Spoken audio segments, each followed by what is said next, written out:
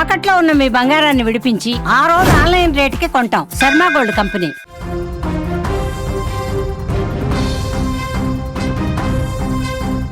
Jabardasth fame Komarakka పైన దాడి ఇప్పుడు కలకలం రేపుతుంది. అభిమానులమంటూ నమ్మించి ఆమె దగ్గరికి వెళ్ళి 8 మంది ఫోటోలు తీసుకుంటామని చుట్టుముట్టి భీకరంగా దాడి చేసినటువంటి ఘటన సంచలనంగా మారింది. ఈ ఘటన కొమరక్క స్వగ్రామం మహబూబ్ నగర్ జిల్లా బాలానగరం మండలం ఉడిత్యాలలో మంగళవారం రాత్రి చోటు చేసుకుంది. అయితే దాడికి గల కారణాలను పోలీసులు వివరించారు.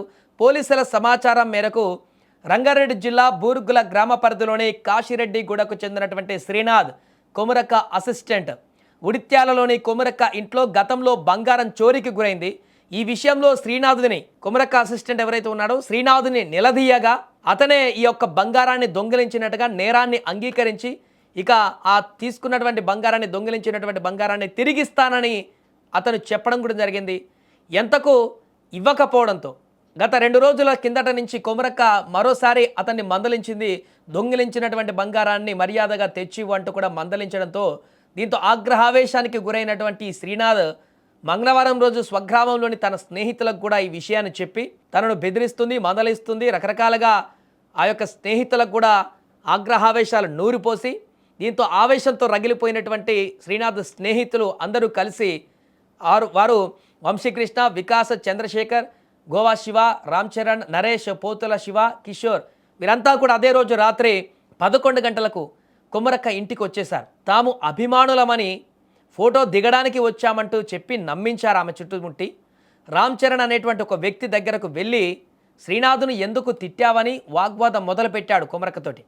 ఈ క్రమంలో వంశీకృష్ణ రాయితో కొమరక్క పైన దాడి చేస్తుండగా ఆమె సోదరుడు యాదయ్య అడ్డుకునేటువంటి ప్రయత్నం చేశాడు.